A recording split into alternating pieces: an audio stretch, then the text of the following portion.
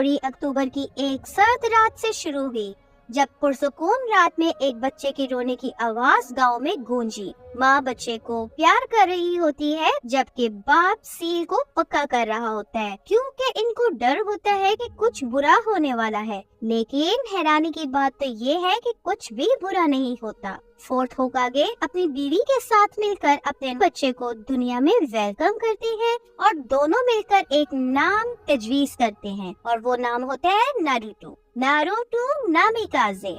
बहुत छोटी उम्र में ही नारुतो के माता पिता को इसमें कुछ अलग दिखता था। उसकी आंखों में श्रिंगान के दायरे बनते थे। ये बहुत अजीब था, क्योंकि नारुतो की रगों में उचिहा का खून नहीं दौड़ता था, और कई दफा तो उचिहा भी परेशान हो जाते थे कि ये कैसे हो गया। उन्होंने इटाची को अपने असल प्लान के मुताबिक उचिहा क्लैन को मिटाने के लिए भेजा, क्योंकि नारुतो को गांव के लोगों के लिए खतरा करार दे दिया था। इसीलिए नारुतो और इसके घर वालों को रूट बिंगो ने हिट लिस्ट पर रखा हुआ था। प्लान के मुताबिक नारुतो और कुशिना को जिंदा रखा जाता, जबकि मिनाटो को मार दिया जाता। लेकिन मिनाटो को मारना इतना आसान नहीं था जितना दिखाई दे रहा था। कुशिना और नारुतो को पकड़ने के बाद इनका ख्याल था कि नारुतो की आंखें निकाल ली जाएं और कुशिना में से कुरामा को रिमूव कर दिया जाए। मिनाटो अपनी मौत से बच जाता है और उसके स्टूडेंट काकाशी की मदद से पता कराता है कि उन सब के पीछे कौन है। दोनों मिनाटो और काकाशी नारुतो और कुशिना को ढूंढने के लिए रूट्स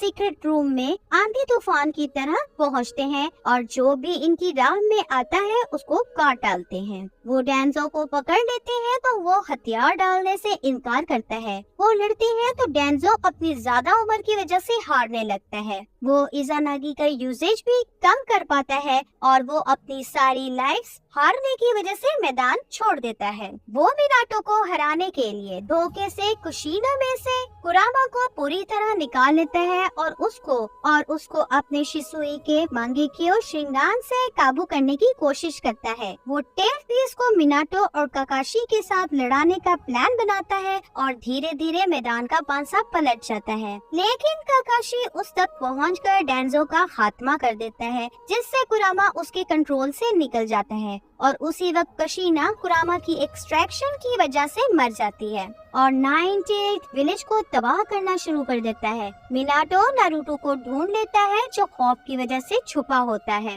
वो अपने बेटे को उठाता है तो वो मिनाटो से पूछता है कि ये क्या हो रहा है। मिनाटो इसको बताता है कि उसे नाइन-टेल्ड फॉक्स से विलेज को बचाना है। वो नारुतो को काकाशी के पास छोड़ता है और उसे खास तौर पर पीछे रहने के लिए कहता है। लेकिन काकाशी अपने मेंटोर के साथ जाकर बेबी सिटिंग जैसा छोटा काम करने की बजाय उसकी मदद करना चाहता है। मिनाटो नाइन-टेल्ड का सामना करने जाता है, लेकिन उसी वक्त ये चीज सामने आती है कि नाइन-टेल्ड को सील करने की जरूरत है, क्योंकि वो इसको खत्म नहीं कर सकते, वरना बैलेंस खराब हो जाएगा। वो इसको इसके खुद के अंदर भी सील नहीं कर सकता था, वरना नाइन-टेल्ड ऐसे भी मर सकता है। आखिर में वो एक फैसला करता है कि वो नाइन-टेल्ड के आधे हिस्से को नारुतो में और आधे हिस्से को काकाशी में सील कर दे। इस तरह करने से बैलेंस भी कायम रहेगा और नारुतो भी नाइन-टेल्ड की पावर्स को हैंडल कर सकेगा। रीपर डेड सील यूज करके वो कुरामा का चक्रा खींचना शुरू करता है, और अपने आखिरी लम्हात में वो अपने बेटे को बताता है कि वो उससे बहुत प्यार करता है। नारुतो रोता है और उससे ना जाने की विनती करता है, लेकिन मिनाटो इसको कहता है कि कुछ चीजें नहीं बदल सकती और किस्मत बहुत जालिम चीज होती है। वो अपने बेटे को स्ट्रॉन्ग रहने और कुछ भी हो जाए अपने आप में यकीन रखने को कहता है। वो तब नाइन-टेल्ड को फना होने से पहले काकाशी और नारुतो में सील कर देता है। उसी वक्त थर्ड होकागे इन दोनों को ढूंढ लेता है और इसको पता चल जाता है कि यहाँ क्या हुआ। काकाशी से पूरे मामले की खबर लेने के फौरन बाद वो रूट को ऑफिशियली बंद कर देता है और काकाशी अनबो से फुल ऑनर के साथ रिटायर हो जाता है। थर्ड होकागे रिटायरमेंट से वापस आता है और नारुतो की देखभाल जारी रखता है। हालांकि वो इसको होकागे रेजिडेंट में रहने की इजाजत नहीं देता। हिडन लीफ के लोग नारुतो को बुरा भला कहते हैं क्योंकि इनको यकीन होता है कि नारुतो की वजह से नाइन टेल्ड एस्केप हुआ,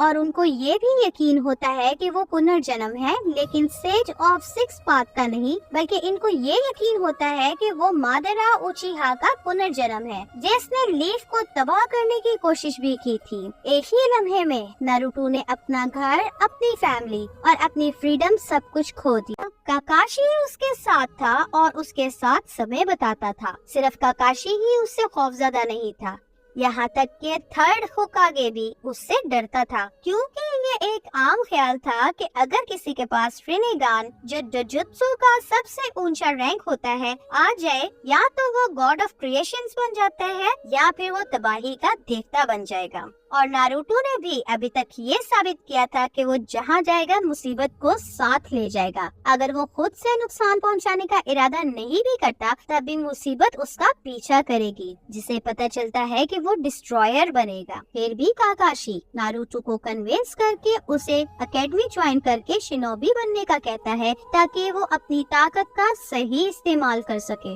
नारुतो ने किया भी और कामयाब भी हो गया। उसको जो भी जुत्सु दिखाया गया उसने वो जल्दी से सीख लिया। वो ग्रेजुएट भी हो गया और उसको सास्के उचिहा के साथ सेम टीम में रखा जाता है, जो लास्ट उचिहा होता है, और उनके साथ साकुरा हारुनो भी होती है, जो नारुतो का पहला प्यार थी। आमतौर पे टीम को बैलेंस रखा जाता है, लेकिन टीम 7 में कुछ अलग ही मौजूद था। काकाशी अपनी टीम को जोड़ के रखना चाहता था। अगर उसने अपने लंबे शिनोबी करियर में कुछ सीखा था तो वो था सबसे अहम टीम बॉन्डिंग का और टीम वर्क का होना, और हर सदस्य को दूसरे मेंबर को अहमियत देने का होना था। जब उनसे फ्यूचर में वो क्या बनना चाहते हैं के लिए पूछा गया, तो साकुरा ने कहा कि वो सास्के को चाहती है। सास्के ने कहा कि वो अपने क्लैन को तबाह करने वाले को मौत के घाट उतारना चाहता है, और नारुतो की ख्वाहिश के मुताबिक वो बेचारा अपने आप को लोगों से एक्सेप्ट कराना चाहता है। डू द बेल टेस्ट में काकाशी को इतना तंग करते थे कि उसको अपनी हिफाजत के लिए वर्जन 1 यूज करना पड़ता था, और इसी मौके पर काकाशी को पता चल गया था कि ये टीम एक एलीट टीम बनेगी। आखिर में वो बहुत मुश्किल से बेल को पास करते हैं, फिर भी काकाशी ने इन लोगों को आसानी से पास कर दिया। इनका करियर शुरू होता है और वो ऐसा ही था जैसा उन्होंने एक्सपेक्ट किया था, सवाए उस वक्त के जब लैंड ऑफ वेव्स आर का हादसा हुआ। ज़ाबुज़ा का सामना करते ही काकाशी ने ज़ाबुज़ा को सास्के और नारुतो की मदद के बिना ही तबाह कर दिया, और जब डीमन ब्रदर्स ने नारुतो पर हमला किया तो उसने बिना सास्के की मदद के इसको अच्छे से डील कर लिया। और जब ट्रेनिंग की बात आती है तो नारुतो और सास्के आसानी से इसको सीख जाते हैं, क्योंकि आखिरकार रेनेगान यूजर बहुत सी टेक्निक को सिर्फ देखकर ही मास्टर कर लेते हैं। सास्के को थोड़ी बहुत मुश्किल पेश आती है, लेकिन वो फिर भी कैचअप कर लेता है। साकुरा भी जल्दी से मास्टर कर लेती है। नारुतो भी इनारी से बात करना मैनेज कर पाता है, लेकिन अपने माता पिता खोना उसकी मेमोरी में ताज़ा होने की बिना पर नारुतो की पर्सनैलिटी थोड़ी कम सख्त होती है, और वो लोगों पर नरम दिल और ज्यादा ख्याल करने वाला होता है। वो इनारीस के साथ जल्दी दोस्ती कर लेता है और उनकी दोस्ती काफी मजबूत होती है।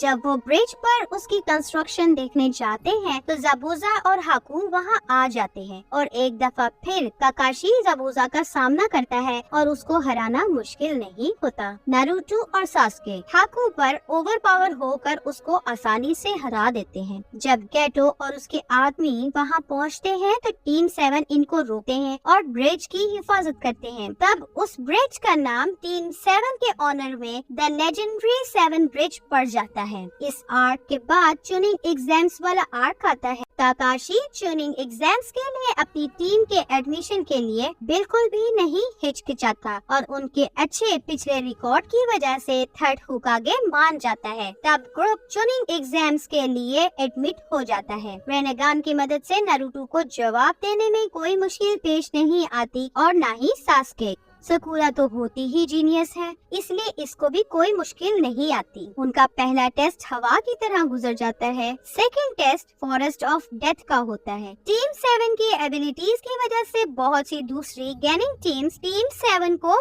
अवॉइड करने की कोशिश करती हैं, इसीलिए इनको अपना स्क्रॉल लूज करने की चिंता नहीं होती। उनका उसका मेन गोल होता है कि वो जिसके पास स्क्रॉल हो उसको ढूंढ के उससे स्क्रॉल हथिया ले, और श्रिंगान और रेनिगान की मदद से उनको बिल्कुल भी मुश्किल पेश नहीं आती। उसी वक्त ओरोचिमारू वुडवर्क में से बाहर आता है, लेकिन उसका टारगेट सास्के नहीं बल्कि नारुतो होता है। और ऐसा हो भी क्यों नहीं, ऐसा मौका जिंदगी में एक दफा मिलता है। ओरोचिमारू श्रिंगान लेना चाहता है, लेकिन उसको उससे ज्यादा ताकतवर रेनिगान, उज़ोनागी का रिवर्स चाक्रा और नाइन टेल्ड बीस्ट तीनों एक साथ मिल रहे होते हैं। ये ओरोचिमारू के लिए बिल्कुल ऐसा ही था जैसे एक पोकेमॉन ट्रेनर को एक शाइनी मिल जाए। तो उसकी पहली चॉइस नारुतो ही थी। सबसे पहली चीज इसने नारुतो में से टेल बीस्ट निकालने की जिससे नारुतो बेहोश हो गया और पहले की ही तरह साकुरा ने इसको बचाया। तब उसका ध्यान सास्के की तरफ गया। तब सास्के ने अपने आप को संभाल कर ओरोचिमारू के भेस को जला दिया। ओरोचिमारू उससे बहुत ज्यादा इम्प्रेस होता है। हालांकि हकीकत में सासुके उसका टारगेट नहीं था, लेकिन फिर भी उसने सासुके को उस वक्त के लिए टारगेट के तौर पर चुना जब अगर कोई नारुतो को ले जाने में रुकावट बनने की कोशिश करता। दोनों के बेहोश होने के दौरान ही वो चला जाता है। दूसरी टीमें इकट्ठी होकर उनकी टीम का स्क्रॉल हथियाने लगती हैं। साकुरा उनको हमेशा के लिए नहीं रोक सकती, लेकिन वहाँ पर कोई एक ऐसा शख्स था जो उन पर तरस खाकर उनके साथ रहकर या फिर ठीक तरीके से उनकी हिफाजत और ख्याल करता। तो जब गैनिंग ऑफ हिडन साउंड्स आता है तो वो सब अपने आप को एक ही टीम की तरह खड़े हुए पाते हैं, या शायद दो स्केल्ड गैनिंग्स की तरह। इसके बाद भी नारुतो और सास्के होश में आते हैं तो वो स्क्रॉल ले जाने वालों के पीछे जाते हैं और अपने दुश्मन के भी। तब एग्जाम्स की तीसरी स्टेज आती है और इस दफा भी पहले जैसे हालात की ही नुमाइश होती है। नारुतो नेजी के साथ लड़कर उसको हरा देगा और सास्के गारा के साथ लड़ेगा और उसको हरा देगा। साकुरा और इनो का मैच डिले हो जाएगा। इनको 1 महीना छुट्टियों का मिलेगा और सास्के काकाशी के साथ ट्रेनिंग करेगा। नारुतो भी जिराया के साथ ट्रेनिंग करेगा। जिराया की उसको ट्रेनिंग देने में कोई इशू नहीं होगा क्योंकि वो मिनाटो के बच्चे के साथ साथ रेनिगान का बोझ भी उठाए होता है। उसको यकीन होगा कि नारुतो चाइल्ड ऑफ प्रोफेसी है और बिल आखिर उसी को चूज करके ट्रेनिंग देगा। मिनाटो के बारे में स्टोरीज बताते हुए इन दोनों की अच्छी दोस्ती हो जाए और शायद नारुतो को उसकी शक्ल में एक चाचा या दादा भी मिल जाए। जिराया फिर उसकी ओरोचिमारू की सील को खोलने में मदद करेगा जो उसने क्लोज कर दी थी और नारुतो को सिखाएगा और ट्रेनिंग देगा कि उससे कैसे डील करे। नारुतो बहुत अच्छे से सीखना शुरू कर देता है, नॉर्मल से भी बहुत अच्छा। रेनिगान उसको कुरामा पर पहले से ज्यादा कंट्रोल हासिल करने के लिए ऑफर करता है और इसका मतलब ये होगा कि उसकी इन ट्रेनिंग की वजह से उसमें ज्यादा निखार आ जाए। और कुछ जिराया भी इसको ट्रेनिंग देकर उसको हमारा प्यारा जाना पहचाना हिम्मत वाला निंजा बना देगा। अभी तो नारुतो पहले से कुछ डरपोक भी है, लेकिन इसको हमेशा की तरह अकेला नहीं रहना पड़ेगा जैसा पहले एयूज में होता आया है। लेकिन सबसे पहले तो उसको अपने वालिदैन को खोना बर्दाश्त करना पड़ेगा और बहुत शदीद नफरत को भी, जो पहले नारुतो से थोड़ा सा अलग है। ये भी कहा जाएगा कि उसकी ये पर्सनालिटी उसके मौजूदा नारुतो से इतनी भी मुख्तलिफ नहीं है और जो उससे मिस होगा मिनाटो की ट्रेनिंग उसको वो बनने में मदद देगी। 1 महीने की तरबियत के बाद वो पहले से बहुत ज्यादा कॉन्फिडेंट और खुश होता है। वो सास्के के साथ अपनी लड़ाई के लिए तैयार होता है, लेकिन इससे पहले कि वो लड़ता कोनोहा क्रश आर्क शुरू हो जाती है और ओरोचिमारू गारा पर हमले लॉन्च करता है। माने या ना माने, ये बिल्कुल ऐसा ही है जैसे नारुतो की गारा के साथ लड़ाई में हुआ था, जिसमें वो गलती से demonic statue of outer path को गामाबंटा के खिलाफ एक्सीडेंटली समन कर लेता है। जब गारा गलती से साकुरा को हिट करता है, वो अपनी पावर से गारा को क्रश कर देता है। द डिमोनिक स्टैचू अपने चाक्रा चेन को समन करता है और वन टेल को गारा से रिमूव करता है, जिससे गारा मर जाता है।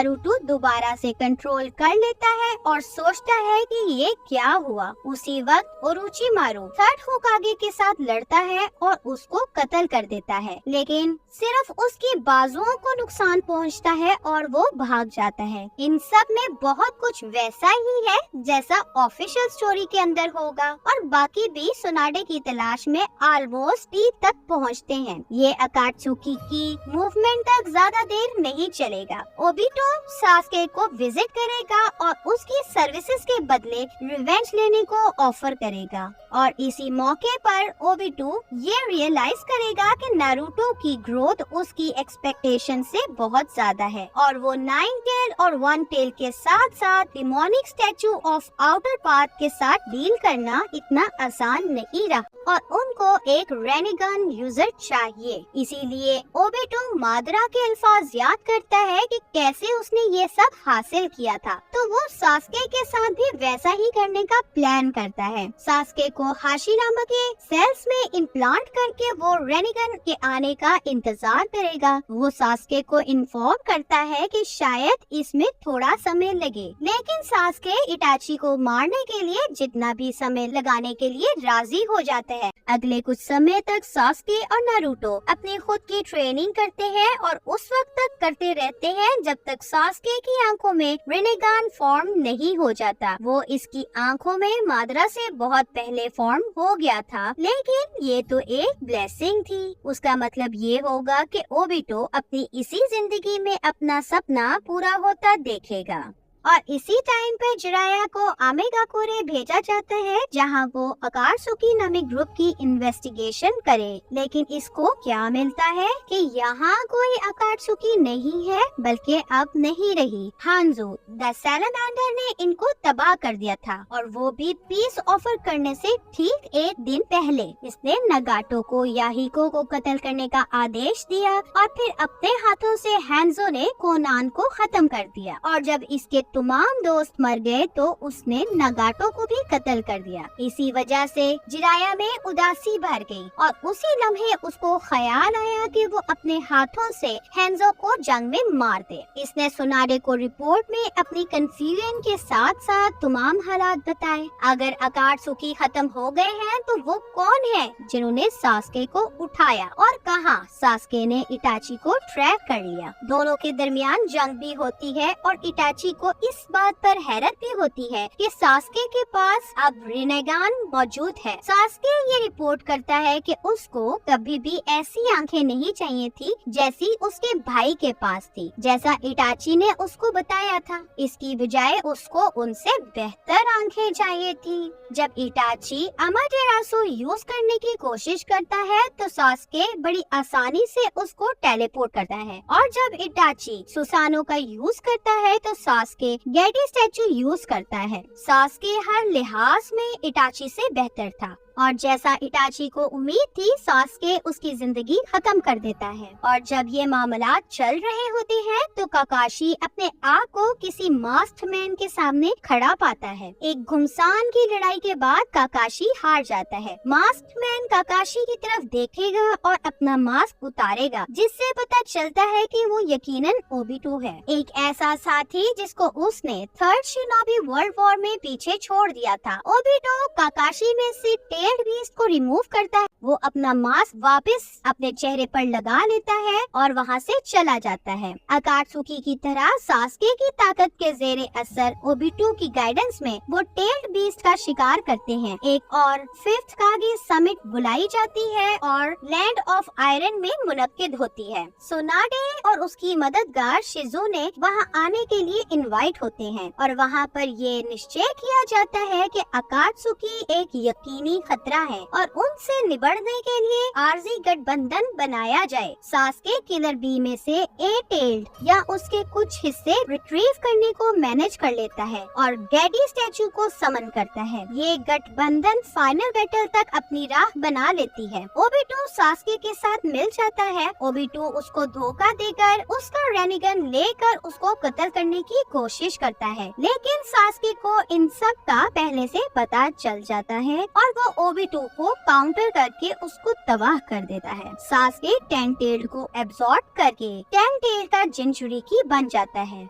नारुतो भी डिफेंसलेस नहीं होता। जो कुछ भी इसने सीखा उसके साथ ही इस हकीकत के बावजूद कि वो महज नाइन टेल के हाफ हिस्से का जिन चोरी की है, इसके अलावा भी वो रेनिगान को पोजेस करता है और सेज ऑफ सिक्स पाथ के चाक्रा को, जो अशुरा और इंदिरा के चाक्रा की वजह से बनते हैं, को भी ओन करता है। और सेम सास्के के साथ भी है और टाइटंस के दरमियान एक असल जंग पैदा होती है। नारुतो को पता चलता है कि सास्के के ट्रुथ सीकिंग बॉल्स निंजुत्सु का सारा नहीं तो ज्यादातर हिस्सा एब्जॉर्ब करने की सलाहियत रखते हैं। यहाँ तक कि जैसे ही जल्दी से नारुतो उसको अपने रेसिंगान की मदद से तोड़ता है तो नारुतो ये खोज लगाता है कि जो कुछ भी सास्के एब्जॉर्ब करता है वो सेज जुत्सु की वजह से नहीं होती। किलर भी इसको लड़ाई में ज्वाइन करता है और उसको फिस्ट पंप करने के बाद वो कुछ ड्यूकी चाक्रा उसको दे देता है। नारुतो उनके साथ साथ असुरा और इंदिरा के चाक्रा के साथ अपना खुद का sage of six part transformation भी हासिल करता है। इसके साथ ही सास्के और नारुतो दोनों जंग करते हैं। इस पॉइंट पर कोई भी इनकी बराबरी नहीं कर पाता। नारुतो सास्के को ये पागलपन रोकने के लिए विनती करता है, लेकिन सास्के पहले ही फैसला कर चुका होता है। इटाची की मौत तो लीस की गलती थी। तमाम नेशंस और शिनोबी विलेजेस का एक ही मसला था, वो था जंग, गलतफहमी और खुदगर्जी। सास्के ने फैसला कर लिया था कि अब कोई भी होकागे, काज़िकागे, रॉय कागे, मिज़ुकागे, सूची कागे या कोई भी कागे नहीं होगा। यहाँ पर सिर्फ एक को होना चाहिए, एक ऐसा हुक्मरान हो जिसके दौर में अमन राज करे और जंग का नामो निशान ना हो। यहीं पर नारुतो भी जंग के खिलाफ था, लेकिन उसको ये पता था कि सारी ताकत सिर्फ एक शख्स की तरफ सेंट्रलाइज नहीं की जा सकती और किसी के पास भी ऐसी ताकत मौजूद नहीं होनी चाहिए। सास्के क्लेम करता है कि उसे अफसोस है कि ये सब ऐसा हो रहा है, लेकिन अपनी दुश्मनी के बिल्कुल आगाज से उसको ये पता था कि ये सब ऐसा ही होगा और फिर ये दोनों लड़ना जारी रखते हैं। नारुतो का पलड़ा भारी होता है और वो सास्के को एक गहरा जख्म लगा देता है। शिनोबी फोर्सेस की मदद के साथ वो टेन टेल को सास्के के जिस्म से बाहर नोच लेते हैं और नारुतो उसको एब्जॉर्ब कर लेता है। तब वो अगला जिंचुरिकी बन जाता है। लड़ाई खत्म होती है और जंग नारुतो की एक हीरो की तरह जय जयकार होती है।